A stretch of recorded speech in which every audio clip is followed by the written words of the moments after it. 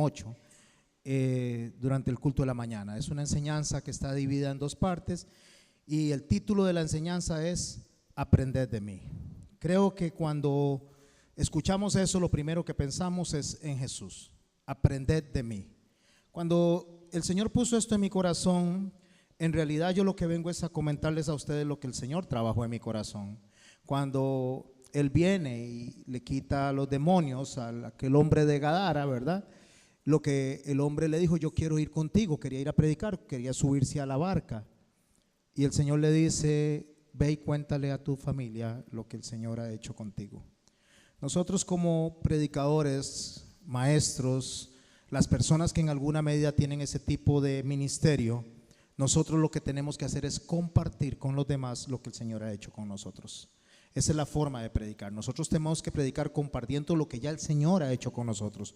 Porque si nosotros vamos a predicar algo que no vivimos, entonces lo que somos unos hipócritas y unos farsantes. Cuando yo estoy viendo esto, empiezo a hacer como cuando usted hace un examen y empieza a hacerle el check, ¿verdad? A todo. Y el Señor dice que aprendamos de Él que Él es manso y humilde de corazón. Entonces, para saber lo que es manso y humilde de corazón, estudié ambas palabras, lo que es ser manso y lo que es ser humilde. Pero para tener una mayor comprensión, entonces me fui al antónimo de las palabras, y lo contrario es soberbia. Si yo le pregunto a usted y le digo que levante su mano, si usted es una persona soberbia, muy probablemente no la va a levantar porque no se considera soberbio. Así pensaba yo, hasta que me metí dentro de la palabra y me di cuenta que estoy lleno de soberbia.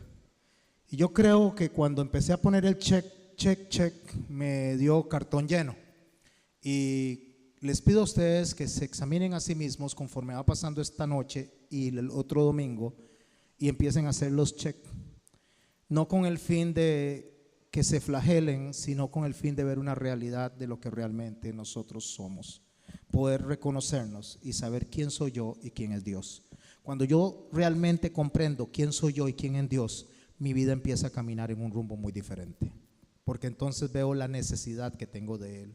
Vamos a estar basados en un texto que está en el capítulo 11 de Mateo, y vamos a estar entre los versos 1 al 19, solamente que voy a leer una pequeña porción primero, que empieza en el verso 25 al 29.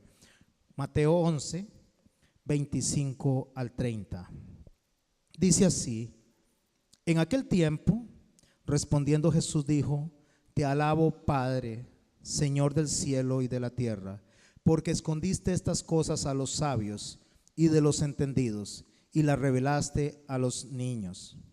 Sí, Padre, porque así te agradó. Todas las cosas me fueron entregadas por mi Padre. Y nadie conoce al Hijo sino el Padre, ni al Padre conoce alguno sino el Hijo, y aquel a quien el Hijo lo quiera revelar. Venid a mí todos los que estéis cansados, trabajados y cargados, y yo os haré descansar. Llevad mi yugo sobre vosotros y aprended de mí, porque soy manso y humilde de corazón, y hallaréis descanso para vuestras almas, porque mi yugo es fácil y mi carga ligera. Oremos, mis hermanos. Padre, en el nombre de Jesús, te ruego, Señor santo y poderoso, que ayudes a tu siervo a transmitir la palabra tal y cual viene de ti, Señor. Ayuda, Señor, para que nuestro corazón esté dispuesto, Señor, a aprender, que seamos, Señor, tierra fértil, Señor, que nuestras mentes sean como esponjas, Señor, para absorber todo lo que tienes para nosotros en estas dos enseñanzas, Señor. Te ruego en el nombre de Jesús por las personas que están acá y por aquellas que nos van a oír en su momento, Señor, a través, Señor, de la tecnología. Te damos gracias, Señor, porque sabemos que estamos aquí, porque has puesto tu vista en nosotros, Señor. Te has fijado en nosotros y quieres que seamos, Señor, mejores personas, Señor, contigo, con nuestros hermanos, como ciudadanos, Señor. Que seamos mejores en nuestra manera de vivir, porque somos personas soberbias, Señor, y nos vas a confrontar a nuestro corazón. Ayúdanos, Señor, a que no lo tomemos como una ofensa, Señor. Ayúdanos, Señor, a no verte como tropiezo, Señor. Ayúdanos, Padre Celestial, a tener un cambio de mente y a dirigirnos directamente hacia tus brazos, hacia tu regazo, porque estamos cansados, Señor, estamos cargados, estamos trabajados. En el nombre de Jesús, amén. Hermano, cuando estábamos en este capítulo 11, los versos, como les dije, 1 al 19, que estamos hablando de cuando el Señor dice que vengan a mí los que están cansados y cargados, y dice que aprendan de mí. El texto en el verso 1 de ese mismo capítulo comienza así: cuando Jesús terminó de dar instrucciones a sus 12 discípulos. Así es como comienza el capítulo. Nos está hablando de un acontecimiento previo, nos está poniendo en la mente que algo había pasado. Si nos devolvemos en el tiempo, en el capítulo 10, en el verso 1, no lo busquen, solamente les voy a traer una reseña del momento en el que estamos leyendo. El Señor elige a los 12 apóstoles. Él viene y hace la elección, ora toda la noche y viene y elige a los apóstoles. Pide dirección, como nosotros deberíamos de pedir dirección siempre. Allá en el verso 5 del capítulo 10 les da una misión, les dice lo que tienen que hacer. Tienen que ir a todas las ciudades, pero primero tienen que ir a las ovejas perdidas de la casa de Israel. Esa es la indicación que Él les da. Después de eso, en el verso 16 de ese mismo capítulo 10, hace una advertencia de que van a ser perseguidos, que van a recibir violencia por parte de las personas en rechazo a la palabra que ellos llevan.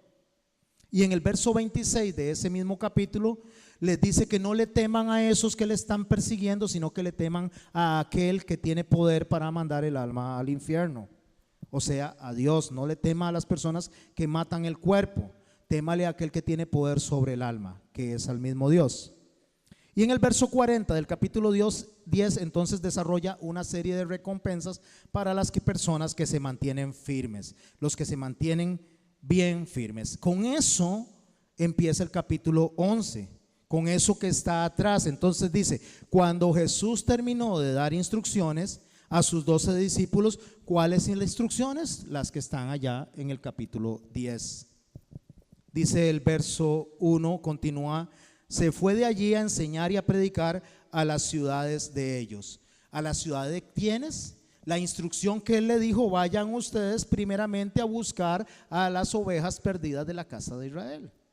No vayan a tierra de gentiles, no vayan a Samaria, sino que vayan primero por las ovejas perdidas de la casa de Israel. Entonces él empieza a enseñar y a predicar en las ciudades de ellos. ¿Cuáles ciudades? En las ciudades de las ovejas perdidas de la casa de Israel. Y al oír Juan en la cárcel los hechos de Cristo, le envió 2 de sus discípulos para preguntarle: ¿eres tú aquel que había de venir o esperamos a otro? Respondiendo Jesús les dijo: id y haced saber a Juan las cosas que oís y veis. Y le empieza a detallar que los ciegos pueden ver, que los cojos, que los sordos, y empieza a hablar de los milagros que él ha estado haciendo y que testifican de que él es el Mesías. Y eso van y le dicen a Juan. Cuando ellos escuchan de que, o mejor dicho, Juan escucha todo esto que está hablando de Jesús, en el verso 6, él dice: bienaventurado el que no halle tropiezo en mí. Les dice que le digan eso a Juan, le manda a decir eso a Juan y anticipe, dice: bienaventurado el que no halle tropiezo en mí. Esta palabra tropiezo viene de una palabra que se llama escandalón. Escandalón, S-K, por si lo quieren escribir, A-N-D-A-L-O-N, escandalón, como de escándalo, como de alguien que se escandaliza. De ahí viene esa palabra que dice el tropiezo. Básicamente esa palabra significa ofensa. Cuando usted le presta atención realmente a ese nombre, escandalón, es una piecita que sostiene cuando hay trampas para atrapar animales, esas que se abran, hay una piecita que sostiene la tensión del resorte de esa trampa. Cuando el animal pone el pie en la trampa, el escandalón, que es esa piecita, se suelta y la trampa se cierra y prensa al animal. Él dice, bienaventurados los que no hayan escandalón, tropiezo en mí. O sea, no se sientan ofendidos por lo que yo voy a decir. Bienaventuradas las personas a las cuales el Señor les trae una palabra de confrontación y en lugar de ofenderse, recapacitan y corrigen su camino. Eso es lo que le está diciendo. Bienaventurado el que no encuentra tropiezo. ¿Por qué? Porque hay personas que escuchan la palabra de Dios, les confronta y se enojan. Se enojan con Dios, se enojan con el pastor o se enojan con cualquier persona que les diga sé que se está equivocando. ¿Cuántas personas les gusta que le digan que está equivocado? ¿Cuántas personas les gusta que le digan las verdades en su cara? Y no estoy diciendo de una forma ofensiva, pero que le digan, mira mi hermano, lo que estás haciendo no está bien. Mira mi hermano, estás mintiendo. Eso no está bien y eso a Dios no le agrada. Mira mi hermano, estás exagerando. Mira mi hermano. Lo que quiero traer a la mente es esto. Cada vez que nos dicen eso está mal, no nos gusta. Escandalón. Se suelta una piecita, nos prensa y nos atrapa el enojo, nos atrapa el rechazo, nos atrapa eso que no permite que aprendamos, porque ese escandalón donde se suelta porque no existe humildad. El Señor dice que Él es manso y humilde de corazón. Tenemos que aprender de Él, dice, aprended de mí, que yo soy manso y humilde de corazón. Entonces, el estándar que vamos a ver en estas dos enseñanzas es a Jesús. No hay otra forma. Yo no puedo ver otro estándar. No encuentro otra forma de aprender cómo debe ser mi conducta en esta tierra para no sentirme ofendido cuando Dios me habla, cuando Dios me reprende, a través de su palabra o a través de las personas, a través de los pastores, a través de los padres a los hijos, a través del esposo a la esposa o a través de la esposa al esposo. Hay personas que nos dicen lo que otros callan y muchas veces nuestra esposa nos dice lo que otros no se atreven a decirnos. ¿Y qué pasa? Escandalón, se suelta y nos enojamos con ella. O le decimos a la esposa lo que otro no se atreve a decirle. Las personas callan porque en la vida hay mucha hipocresía.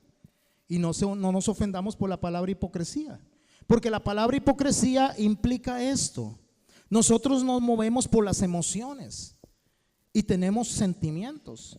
Una emoción es algo interno, algo que se produce en mi interior, allá en el centro de toda voluntad, en el centro de todo pensamiento se produce la emoción, y no es en el corazón, lo habíamos aprendido, no es en el cardio, sino en el alma.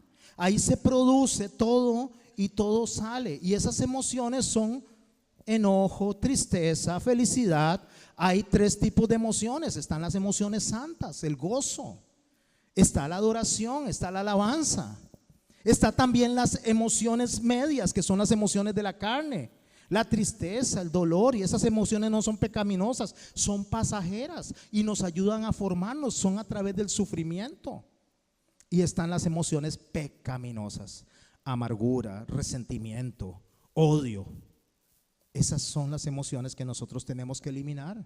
Y las emociones carnales van a estar ahí mientras estemos en este mundo. Y las emociones divinas, las emociones santas, como es el amor, como es el gozo, van a estar eternamente en nosotros, porque ese es el carácter de Cristo en nosotros. Pero el sufrimiento se va a acabar, porque dice que un día no habrá más llanto ni más dolor, que son las emociones carnales.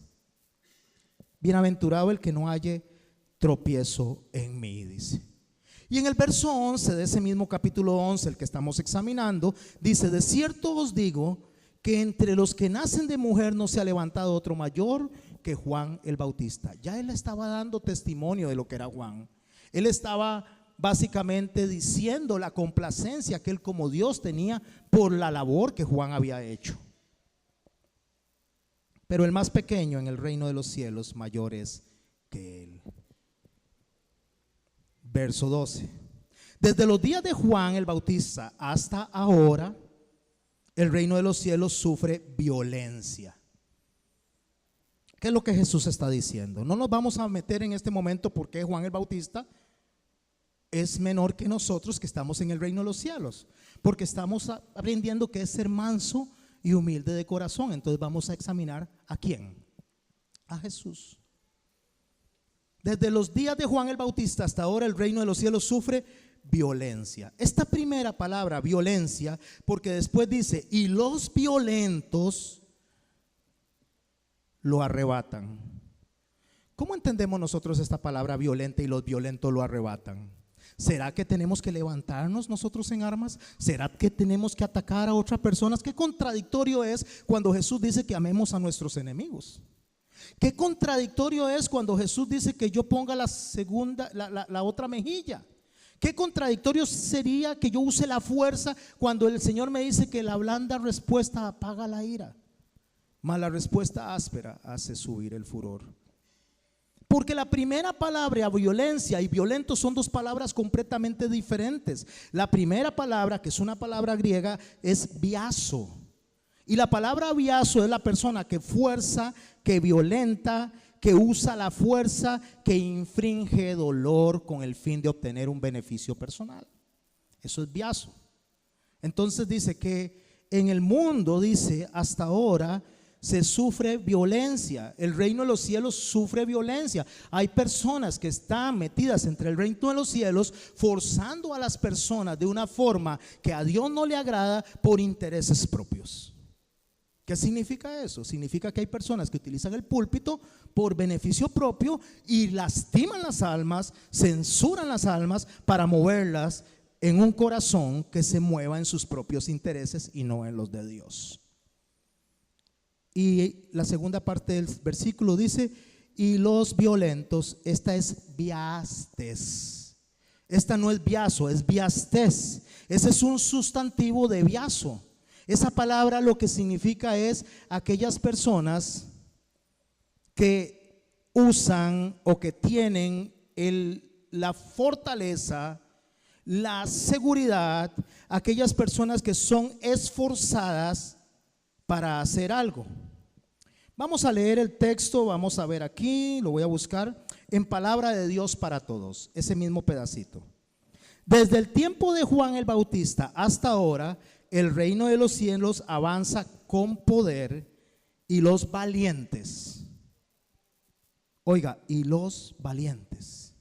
¿Cómo le dijo Dios a Josué? Esfuérzate y sé valiente. Porque nosotros tenemos que esforzarnos en este mundo corrompido para poder ser como Cristo quiere que seamos. Porque hay personas que son violentas, hay personas que son agresivas, hay personas que van a venir de una forma destructiva a llamarnos la atención. Es que usted sí que es, mi hermano, usted ya a estas horas, a estas alturas, usted debería de estar comiendo gallo pinto y no más lechita. No sé en qué cabeza tiene metido eso usted, pero la verdad es que usted no parece pero ni cristiano. Es más, si sigue por ese camino se va a ir al infierno y empieza a pisotear al otro. No sé si me estoy explicando. El reino de los cielos hasta ahora, las personas lo trabajan con ese tipo de violencia. Pero los esforzados, aquellas personas que son atacadas, aquellos valientes que saben comportarse como Cristo es, manso y humilde de corazón, esos son los que lo arrebatan, esos son los que pueden obtener el reino de los cielos. Porque el reino de los cielos es un tipo de gobierno, es un tipo de forma de vivir. Así como es en los cielos, dice, así aquí en la tierra, lo dice el Padre nuestro. Así como es en los cielos, que sea aquí en la tierra. O sea, así como en los cielos se comportan los ángeles, nosotros nos vamos a comportar aquí en la tierra. Ese reino de los cielos se ha acercado. Ese reino de los cielos está entre nosotros. Arrepentidos porque el reino de los cielos se ha acercado, dijo Jesús. La forma de vivir, la forma en que ustedes deben vivir debe ser como se vive allá. Y la mejor muestra y el mejor ejemplo es Dios mismo, que se hizo carne, renunció a ser como Dios, renunció a esa posición que tenía y vino a la tierra para demostrarnos a nosotros, Él, con su testimonio, cómo debemos de comportarnos. Verso 13 del capítulo que estamos leyendo. Porque todos los profetas y la ley profetizaron hasta Juan. Y si queréis recibirlo, él es aquel Elías que había de venir. El que tiene oídos para oír, oiga. Todos los profetas profetizaron hasta Juan. El último profeta antes de Juan se llamaba Malaquías, antes de que llegara Juan. Allá en el verso 16 al 24 nos hace algunas advertencias negativas a estas personas que tienen este tipo de conducta violenta. Y cuando estoy hablando de violencia no es de tirar piedras, no es de golpear, estoy hablando de la forma de conducirnos hacia hermanos que están fallando, hermanos que se están equivocando. ¿Qué tenemos que hacer nosotros? ¿Tenemos que exhortar a un hermano que se está equivocando? Sí, tenemos que hacerlo. Estamos obligados a eso, porque si no lo hacemos, entonces la sangre de ese hermano recae sobre nosotros. Pero cuando nosotros exhortamos a ese hermano y ese hermano no atiende y continúa en esa conducta pecaminosa, ya la sangre recae sobre él. No doy cuenta de mi hermano, porque yo tengo una obligación de exhortar a mi hermano, pero debo hacerlo quitando la viga de mi ojo para poder ver la paja del ojo de mi hermano. ¿Qué significa eso? Que debo de examinarme yo cuando voy a proceder con mi hermano para tener una autoridad moral, espiritual y de respaldo de Dios para poder llamarle la atención al hermano. Yo no puedo llamarle la atención al hermano cuando yo estoy cayendo en la misma conducta o peor conducta de la del hermano. Por eso les dice: ay de ti, Corazín, verso 21. Ay de ti, Betsaida, porque si en Tiro y en Sidón se hubieran hecho los milagros que han sido hechos en vosotros, tiempo ha que se hubieran arrepentido en silicio y en ceniza. Por tanto os digo que aquel día del juicio será más tolerable el castigo para Tiro y Sidón que para vosotros. Tiro y Sidón estaba en la región de Cafarnaúm, por eso lo compara con Sodoma y Gomorra. Cafarnaúm son dos palabras: Cafer, Naúm, el pueblo de Naúm. Naúm fue uno de los profetas a los cuales el Señor está mencionando ahí, que le fue enviado a Nínive para que les profetizara acerca de la destrucción que iba a venir, y fue la destrucción que vino. Estamos hablando posterior la destrucción a Jonás. Un pueblo que se llamó al arrepentimiento, un pueblo que se arrepintió pero volvió a recaer en las acciones que estaba haciendo. Hasta aquí llegamos al texto el cual vamos a estudiar esta noche y la mañana del otro domingo. En aquel tiempo, ¿cuál tiempo? Este tiempo que les estaba diciendo. En el tiempo donde él estaba escogiendo a sus apóstoles, en el tiempo donde él les estaba dando advertencias, les estaba hablando de la misión, les estaba diciendo absolutamente todo lo que tenían que hacer, lo que podían esperar de las personas que les iban a atacar y la respuesta que tenían que dar, la conducta que tenían que tener y la recompensa si hacían una conducta correcta. En aquel tiempo respondiendo Jesús, estoy en el verso 25 del capítulo 11, en aquel tiempo respondiendo Jesús, oiga lo que dijo: te alabo, Padre, Señor del cielo y de la tierra, porque escondiste estas cosas de los sabios y de los niños, y de los entendidos, y las revelaste a los niños. ¿Sabe lo que está diciendo el Señor ahí? Lo que el Señor está diciendo es que habían personas en ese momento que ostentaban algunos puestos de enseñarle a las otras personas, y estas personas siempre lo que iban a pedir era señales de quién era Él. Personas que siempre le iban a pedir señales, y vea que en un momento Él dice: ustedes fariseos que siempre están pidiendo señales. Porque las personas, cuando llegan a una supuesta sabiduría, entonces si vienen a la iglesia y no hay señales, no hay caídos, no hay personas llorando, nadie se revuelca, nadie habla en lenguas, esto no es de Dios. Aquí el Espíritu Santo no se movió. Y entonces por eso Él dice: te alabo, Padre, Señor del cielo y de la tierra, porque escondiste estas cosas de los sabios. ¿Cuáles cosas? El entender qué significa ser manso y humilde de corazón, el entender quién es Él, el entender toda la conducta de Él para poderla aplicar a nosotros. No la entendían los fariseos, les pasaba el puro frente de Dios y no lo reconocieron. Pero los humildes, los que eran como niños ¿Y por qué como niños? Porque el niño es crédulo. Usted al niño le dice: papito, yo mañana le voy a traer un helado, y él está en la puerta esperando a que usted le lleve el helado. Si usted al niño le dice: mire, mi amor, vea para arriba porque ahí va un elefante rosado volando, el niño se va a enfocar a buscar el elefante rosado volando, aunque no exista, porque cree. Lo que él está diciendo con esto, cuando él dice que ustedes son mayores que Juan el Bautista, ustedes que están en el reino de los cielos, es que porque ustedes creen en mí, no necesitan de señales, no necesitan de 10 plagas, no necesitan de ver el mar abierto de par en par, no necesitan ver caer el maná, no necesitan ver las aves venir, las codornicen, no necesitan absolutamente nada de eso, con que crean en que yo digo que yo soy el Hijo de Dios.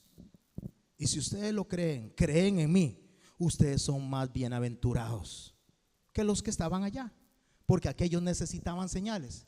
¿Sabe qué, mi hermano y mi hermana? Si usted está sentado ahí esperando una señal, puede que Dios se la dé, puede que Dios no se la dé, pero si usted cree en esta palabra, si usted cree en esto que Dios está diciendo, solo porque Jesús lo dijo, usted es bienaventurado. Usted, y usted, mujer, es bienaventurado y bienaventurada. Y sigue diciendo el texto: porque así, Padre, dice en el verso 26, sí, Padre, porque así te agradó. ¿Cómo que así le agradó a Dios? ¿Cómo que es que a Dios le agradó revelarle eso a los niños? ¿Sabe qué dice 1 Corintios 1:27? Lo débil hizo el Dios para avergonzar a lo fuerte. Dios se agrada en agarrar una persona que está caída, está desbaratada, y que viene el otro y lo pisotea y lo levanta y lo restriega y se lo pasa al frente al otro. Por eso es que dice: aderezas mesa delante de mí en presencia de mis angustiadores. ¿Sabe qué es eso? Es que sirve la mesa en aquellos que decían que usted no servía para nada. Sirve la mesa al frente de aquellos que decían que usted no iba a pasar, pero ni de maceta. Y Dios viene y le enseña a esa persona que en Él se glorifica, porque se glorifica en tu debilidad.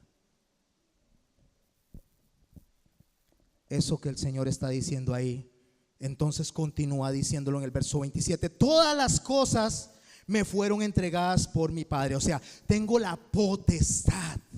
Toda la potestad la tengo todo el poder. Podría destruirlo si quiero. Podría acabar con ustedes en un segundo. Tengo toda la potestad. Todas las cosas me fueron entregadas por mi Padre, y nadie conoce al Hijo sino el Padre. Y ni al Padre conoce alguno sino el Hijo, y aquel a quien el Hijo lo quiera revelar.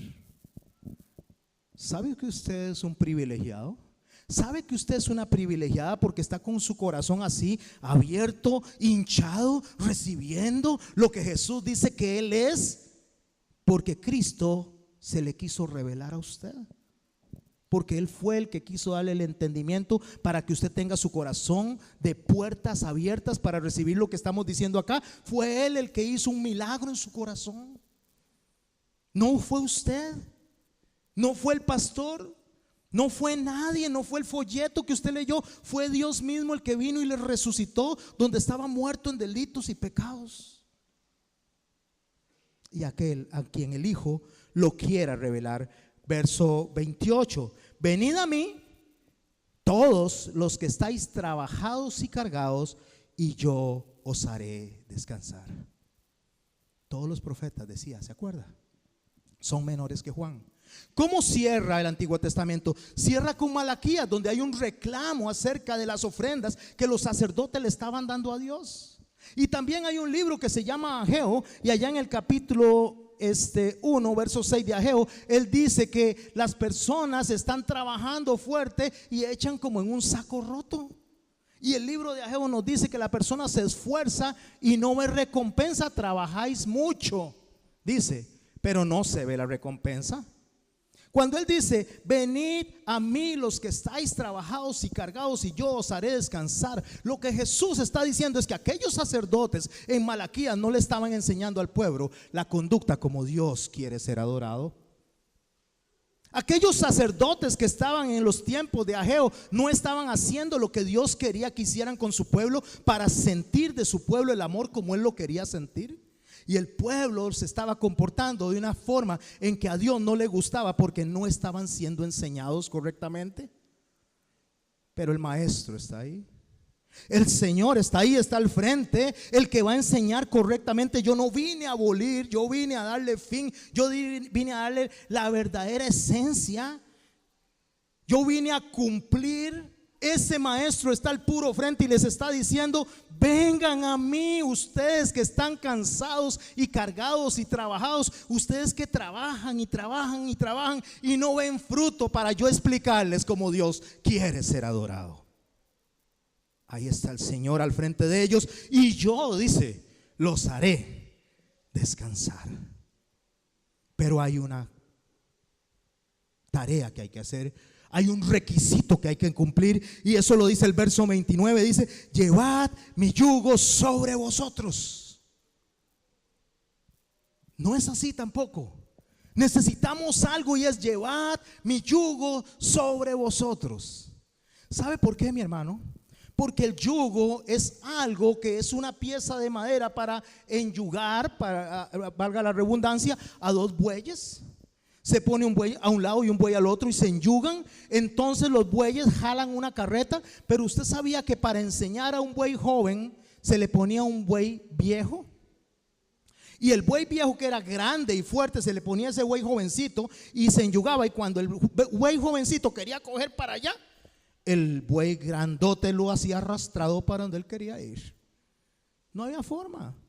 Un buey flaquito, en ese torote que lo lleva y lo arrastra a donde él quiere. El buey quiere coger a la izquierda, el grande lo lleva a la derecha y lo hace arrastrado. Llevad mi yugo sobre vosotros. Enyúguese a mí, péguese a mí, adhiérase a mí, que si usted se quiere ir a la izquierda lejos de mí, yo lo voy a jalar. Ninguno de los que me diste se perdió, dice. Ninguno. ¿Por qué? Porque están debidamente enyugados. Llevad mi yugo sobre vosotros y aprended de mí, porque soy manso y humilde de corazón. Cuando usted aprenda de lo que es ser manso y humilde de corazón, tenga la conducta correcta delante de Dios, tenga la conducta delante de los demás. La conducta correcta dice que va a tener un resultado: hallaréis descanso para vuestras almas, porque mi yugo es fácil y ligera mi carga. ¿Quién dice amén? En el libro de Levítico se nos presentan una serie de sacrificios. En una se utiliza un becerro y en otra se utiliza un cordero, entre otros animales. Quiero concentrarme en estos dos animales, en el becerro y en el cordero. El becerro simboliza la fuerza, el vigor, la voluntad. El becerro es el animal fuerte, es como un torito, como una vaquita, como un torete. Tiene todo ese poder, toda esa fuerza. Cuando este animal es sacrificado, lo que se está sacrificando delante de Dios es la voluntad, el vigor. Toda esa fuerza, todo ese poder se le sacrifica a Dios. Ese poder que tiene el animal para poder defenderse y es atado y es sacrificado, ese poder que tiene el animal nos recuerda a Jesús cuando estaba en el Getsemaní y lo atacaron. Y vino Pedro y tomó la espada y le cortó la oreja a Malco. ¿Alguien lo recuerda eso? Le cortó la oreja a Malco y el Señor dijo: no haga eso. Si yo le pidiera al Padre, Él me enviaría 12 legiones de ángeles. ¿Sabe cuánto es una legión de soldados en Roma? ¿O era? 6,000 soldados. 12 legiones de ángeles implicaría 84,000 ángeles. ¿Sabía usted cuántos ángeles están esperando para destruir la tercera parte de la tierra en el Apocalipsis? ¿Sabe cuántos están esperando? 4. Y van a soltar uno a la vez para destruir la tercera parte de la tierra. Y él dijo: si yo le pidiera al Padre, me mandaría 84,000 de esos, contra una legión de 600 soldados un poco de gente con palos y antorchas y un discípulo que lo estaba traicionando. 84,000 poderosos ángeles. Pero no es así, dice. No es así. El que a espada mata, espada perece. No es con violencia como ellos lo quieren hacer. No es obligándolos a ustedes a que ustedes crean y sigan lo que ellos dicen. Es con persuasión, es con lazos de amor, es con mansedumbre y con humildad. ¿Y quieren saber qué es eso? Aprendan de mí, dice, que yo soy manso y humilde de corazón. Y el otro era el cordero. El otro era el cordero. Ese cordero lo que hacía era que representaba la sumisión. Un animalito que no se defiende por sí solo. Es un animalito que está indefenso. Es un animalito que si no se le da de comer, él por sí solo no come. Está a expensas del pastor. Entonces esos dos animales, la fuerza, el poder de aquel que dijo que no se haga como yo sino como tú, que no se haga mi voluntad sino la tuya, es el toro, el poder, la fuerza, rendido ante la majestad del Padre, decidiendo hacer lo que el Padre quiere y no lo que él podía haber hecho si lo hubiera querido. Pero lo que él quiso fue obedecer al Padre. Eso representa la humildad. Usted sabe que la humildad viene de una palabra que se llama homilita en latín. De ahí viene la palabra humildad, homilita. La palabra homilita nace del indoeuropeo que significa humus. Homilita es una consecuencia de la derivación de esa palabra humus. Y la palabra humus viene de un significado que es tierra. Y usted me pregunta a mí y me dice: pastor, ¿qué es eso tan extraño? ¿Cómo es que humildad viene de la palabra tierra? ¿Quiere entenderlo un poquito más? ¿Qué significa eso? Verso 5, Eclesiastés. Vamos a leerlo. Eclesiastés capítulo 5, perdón. Eclesiastés capítulo 5. Salomón tenía muy claro lo que era la humildad. Después vamos a hablar de Salomón, pero ahora no. El verso 1 del capítulo 5 de Eclesiastés dice así: cuando fueres a la casa de Dios. ¿Dónde está usted hoy? En la casa de Dios. Cuando fueres a la casa de Dios, guarda tu pie, que es tu accionar, y acércate más para oír que para ofrecer sacrificio. Acérquese más para escuchar de la palabra de Dios que para accionar. Cuando usted va a la casa de Dios, abra su entendimiento y sus oídos para aprender. De los necios, dice, porque no saben que hacen mal. Repito, cuando fueres a la casa de Dios, guarda tu pie y acércate más para oír que para ofrecer el sacrificio de los necios, porque no saben que hacen mal. Y el verso 2 dice así: no te des prisa con tu boca, ni tu corazón se apresure a proferir palabra delante de Dios, porque Dios está en el cielo y tú sobre la tierra. Por tanto, sean pocas tus palabras. ¿Sabe qué le está diciendo? Ubíquese. Dios es Dios y usted es el terrícola. Usted salió del polvo y Él siempre ha existido. Usted es tierra y va a volver a la tierra y Él nunca morirá. Usted es un gusano, usted es polvo, pero Dios se acuerda de que usted es polvo porque Él es Dios y Él es misericordia. Humildad es cuando la tierra brota de mí.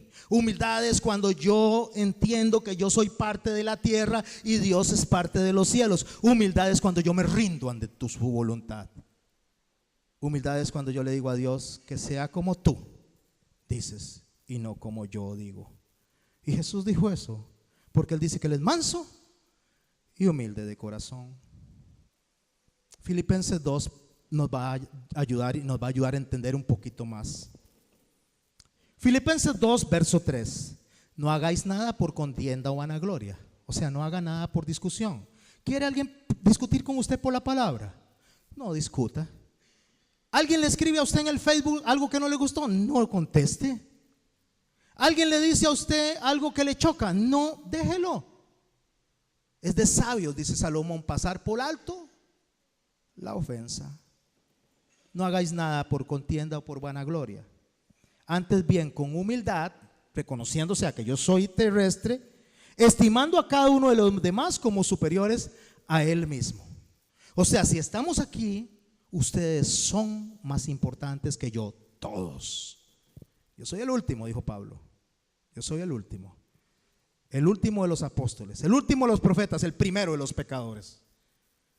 Yo debo ser el primero de los pecadores delante de Dios. Yo no puedo pararme aquí y decir gracias Dios porque no soy como estos que están sentados aquí al frente. Porque yo sí diezmo, yo sí ofrendo, yo sí oro, yo sí predico. Porque entonces los que están al frente llegan delante de Dios justificados antes que yo. ¿O no lo dijo así el Señor? No hagáis nada por contienda o por vanagloria, antes bien con humildad, estimando a cada uno de los demás como superiores a él mismo. No mirando cada uno por lo suyo propio, sino cada cual también por lo de los otros. Jesús llegó al aposento alto. Las personas que habían llegado anteriormente habían sido Pedro y Juan. Juan el discípulo amado, Pedro el que le dijo que jamás lo iba a dejar. Y esas personas debían de haber lavado los pies de todos los que entraban, eran los primeros, era la costumbre. Cuando Jesús está comiendo en media comida, en medio almuerzo o en media cena, mejor dicho, se quita el manto, lo cuelga y se ciñe un paño y les empieza a lavar los pies. Pedro, en su soberbia, no, a mí no. No era un acto de humildad de Pedro, era un acto de soberbia. No, a mí no. Pedro, esto no lo entiendes ahora, lo vas a entender después. Pero si no permites esto, no tienes parte conmigo en el reino. Tenía que dejarse lavar los pies para que entendiera que Dios estaba lavándole los pies a su creación. Porque después dice, ejemplo os he dado, para que hagáis como yo he hecho. Verso 5, capítulo 2 de Filipenses. Haya en vosotros pues este sentir que hubo también en Cristo. Recuerde que las emociones son internas, las emociones están adentro. Las emociones son gozo, amor, felicidad, sufrimiento, todas esas son emociones. Pero lo que se refleja es el sentir. Cuando usted adentro está triste, tiene lágrimas.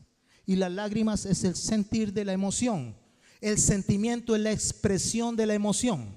Pero cuando usted no expresa lo que realmente está dentro, eso se llama hipocresía.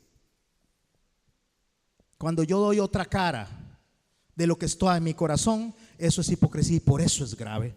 Porque los fariseos se acercaban al Señor con intenciones malas, queriéndole hacer creer que ellos querían aprender de Él. Y Él conocía el corazón porque Él es omnisciente.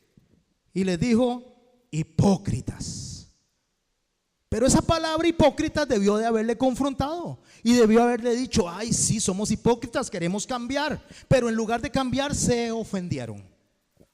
Bienaventurado el que no haya tropiezo en mí, bienaventurado el que no se ofenda de lo que yo estoy diciendo. Lo que pasa, mis hermanos, es que nosotros, cuando Dios nos confronte y nos diga que es soberbia, no se ofenda, agarre, identifíquese y diga, sí Señor, necesito de ti porque tengo eso y necesito quitarlo y solo tú lo puedes quitar.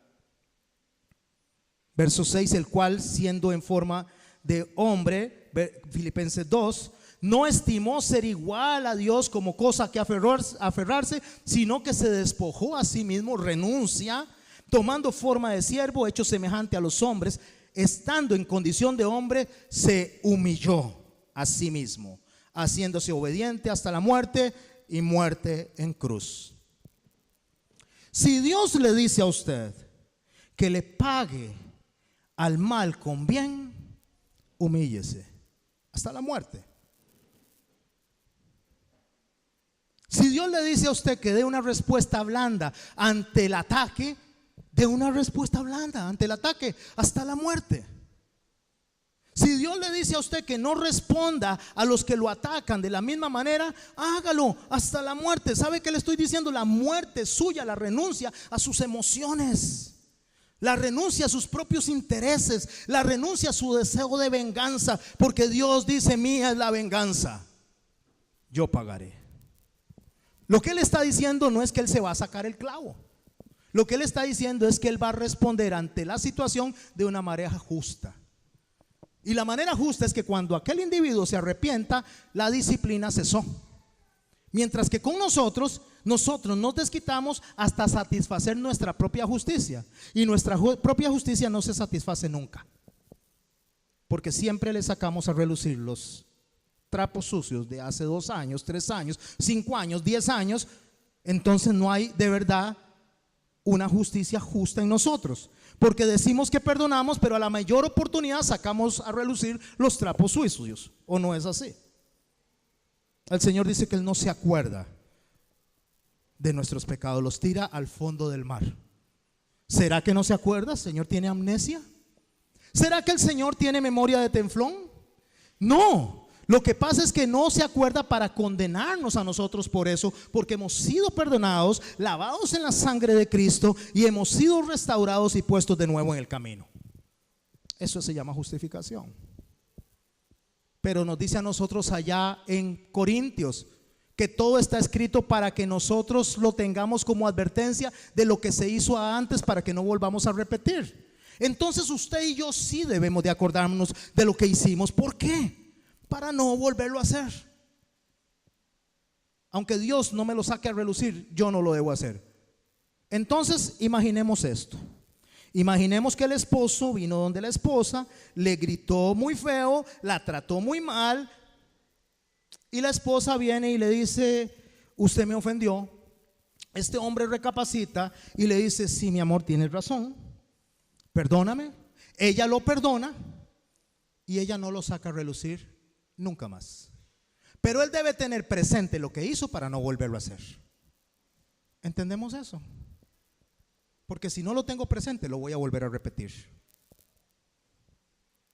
Verso 29 del capítulo 11 de Mateo que estamos leyendo: llevad mi yugo sobre vosotros y aprended de mí, porque soy manso y humilde de corazón, y hallaréis descanso para vuestras almas, porque mi yugo es fácil y mi carga ligera. Ahora vamos a preguntarnos qué significa ser manso. ¿Qué significa ser manso? ¿Qué es ser manso? Después nos vamos a preguntar qué es ser humilde la otra semana. Y después nos vamos a preguntar qué es ser soberbio.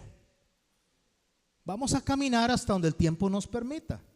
No vamos a ir más allá del tiempo. Tenemos 2 enseñanzas, no tenemos que correr. Pero no se lo pierda la otra semana, porque te vas a llevar parte del pastel y vas a quedar con un poquito de hambre.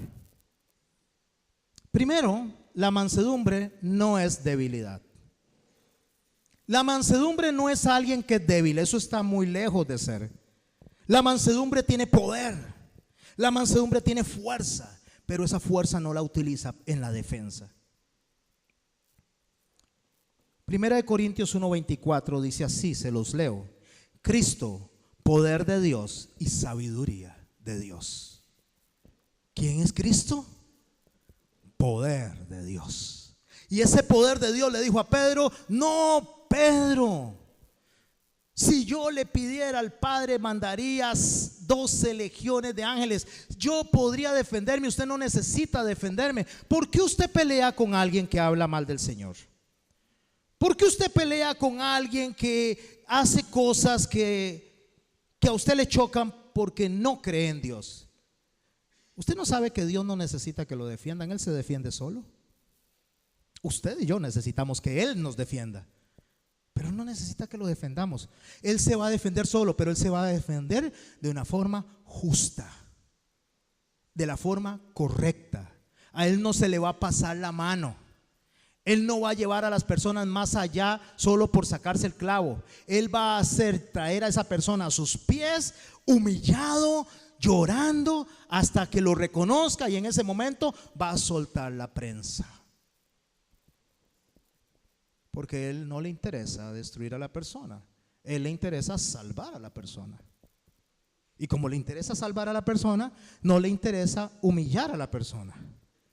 Aunque me fue necesario, dijo David, ser humillado. Pero la humillación que Él pone es para consecuencia de vida, vida eterna y vida en abundancia. Así que la mansedumbre no es debilidad. La mansedumbre, ¿sabe qué es? Mantener el equilibrio en los extremos. Eso se llama templanza, es un fruto del espíritu. La templanza es el control de las emociones. Y mantener el equilibrio en los puntos extremos significa esto. Si yo me siento muy feliz, no voy a sentirme tan feliz como para estar tan eufórico y salirme de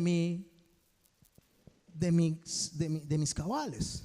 Si yo estoy alabando aquí, yo no voy a agarrar y empezar a tirar y a reventar el púlpito por allá y a patear las banderas y a patear todo porque me siento muy gozoso de que la presencia del Señor esté en mí. Voy a controlar mis emociones. ¿Me explico? Pero no me voy a sentir tan triste de irme a un extremo que ya no voy a regresar y hasta me puedo suicidar. Porque puedo entristecerme, sí, Dios me lo permite, es una emoción de la carne. Puedo sentirme feliz, Dios me lo permite, pero la mansedumbre controla perfectamente las emociones y le da un equilibrio. Eso es templanza. Cuando yo me enojo, no me voy más allá de. Controlo incluso hasta mis bromas. De broma en broma la verdad se asoma, decía mi abuelo. Porque a veces de broma en broma te están insultando. Parece que no, pero te están ofendiendo. Parece que no, pero están buscando sacarte la piedra. Entonces yo debo mantener ese control aún en medio de las bromas. Porque de una forma bonita te pueden estar diciendo de patito para arriba. Proverbios 26:19 dice así: tal es el hombre que engaña a su amigo. Tal es el hombre que engaña a su amigo. ¿Sabe cuál es el hombre que engaña a su amigo? El que le dice así: ciertamente era una broma. ¿Quiere apuntarlo? Proverbios 26:19. Apúntelo, subráyelo, apréndaselo de memoria. Porque cuando usted le dice algo a la otra persona y la otra persona se enoja porque se le pasó la mano, porque ya pasó la línea de respeto en sus bromas, y la persona se enoja, le dice: ciertamente lo hice, era una broma. No, mi hermano, hasta eso la mansedumbre, la templanza nos enseña a controlar. Yo puedo darle una broma al pastor, pero de una forma respetuosa. Si se me pasa la mano, estoy pecando. Y si él se enoja, yo propicié ese pecado de enojo en él también. La mansedumbre es estar enojado en el momento correcto, por la razón correcta, durante el tiempo correcto y contra la persona correcta. Vea qué importante lo que estoy diciendo. Yo llego a mi casa, mi esposa por alguna razón se enoja conmigo por algo que yo hice, entonces el pastor me viene a visitar y no le hablo porque estoy enojado. Pero estoy enojado con mi esposa, pero no le hablo a él. O llego aquí a la iglesia y estoy enchichado con alguno de la iglesia, pero no le hablo a los demás. Me enojo con todo el mundo. Jesús se enojó en el momento correcto en el templo, por el tiempo correcto, porque cuando salió ya lloró por Jerusalén. Contra la persona correcta, porque fue contra los fariseos, no se desquitó con los demás. Y por la razón correcta, porque se estaba pecando en el templo. Mi enojo tiene que tener una razón correcta, no puede ser solo por ser, solo porque me dijeron a mí que algo no les gusta, porque lo que se activó fue mi soberbia, no mi enojo. Y eso lo vamos a aprender la otra semana.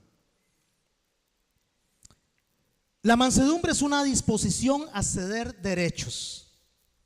Primera de Corintios 9:18 dice así: ¿cuál es mi galardón? Dice Pablo, que predicando el evangelio presente gratuitamente el evangelio de Cristo, para no abusar de mi derecho en el evangelio. Pregunta: Dios dice que Él lo defiende a usted. ¿Quién dice amén? Dios dice que Él va a sacar la cara por usted, que lo deje a Él y que la venganza es de Él. ¿Cierto o no? Ese es un derecho.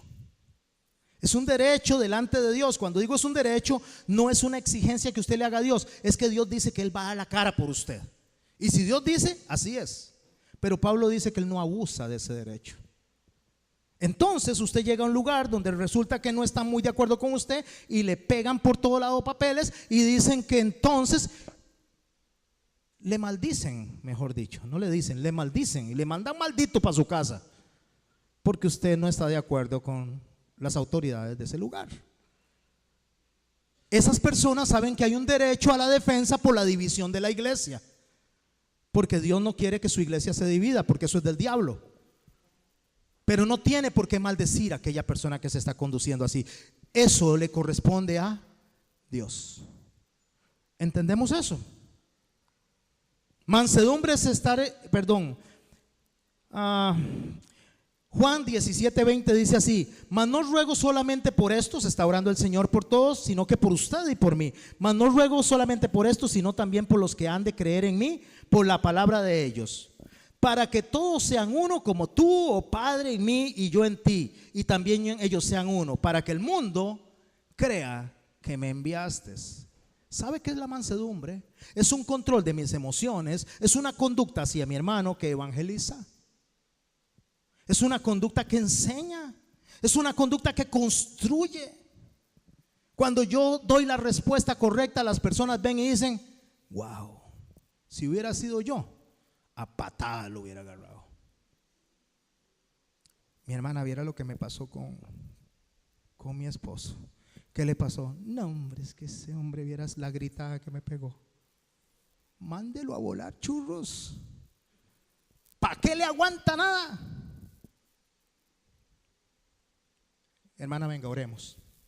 Oremos por tu esposo, para que Cristo venga y lo traiga a sus pies, para que Cristo venga y hable a su corazón, para que recapacite, para que se arrepienta. Y esa mujer se va a ir y va a decir: esta mujer es de Dios. Pero cuando le dicen: no, hombre, mándelo a volar, porque yo lo hubiera hecho, usted se lleva un concepto y dice: no, hombre, esta de Dios no tiene nada, lo que tiene es un hígado bien hinchado ahí también. Para que el mundo crea que me enviaste. Mansedumbre es un proceso interno, mis hermanos. La persona no puede ejercerlo sola, tiene que ser a través del Espíritu Santo. Dice Filipenses 4, verso 5: vuestra gentileza, que es amabilidad, forma de conducirse, sea conocida por todos los hombres. ¿Sabe qué es mansedumbre? Testimonio. Como dijo Jesús, que fuéramos como mansos y humildes de corazón, como Él, que aprendamos de Él. Busque todo lo que hemos dicho y a ver si el Señor transgredió algo de lo que yo he dicho. Nada. La mansedumbre no sale de usted, sale de usted y sabe que sale de mí. Soberbia. Eso es lo que sale. Para que la mansedumbre se manifieste, se necesita un ingrediente. Se llama humildad. Nosotros necesitamos ser mansos y humildes como el Señor. ¿Quiere saber qué es humildad? ¿Usted ha visto esas películas de los bestsellers que ponen y dice to be continued? Continuará. Venga el otro domingo y les voy a decir qué es humildad y les voy a decir que es soberbia. Y entonces vamos a tener la cartilla llena y vamos a decir: Señor, perdón, porque yo no soy como tú y yo tengo que ser como tú eres para ser acepto delante del Padre. Voy a orar y vamos con un canto a despedirnos. Padre, en el nombre de Cristo, Señor Santo, yo te doy gracias, Señor, por la oportunidad que nos has dado de conocer más de ti. Gracias por la forma, Señor, en que hablas a nuestros corazones, el amor con que nos cobijas, Señor, la forma en que nos abrazas. Gracias, oh Santo, maravilloso Rey. Gracias por tu ejemplo. Gracias por venir, Señor, a explicarnos de una forma literal, con tu testimonio, cómo debemos conducirnos. Ayúdanos, Señor. Oh majestad, oh Señor de señores, oh Rey de reyes, nos disponemos a ir a nuestras casas. Ayúdanos a ser mansos, Señor, y humildes de corazón. Ayúdanos a sacar de nosotros todos los sentimientos pecaminosos de la soberbia. En el nombre de Jesús. Amén.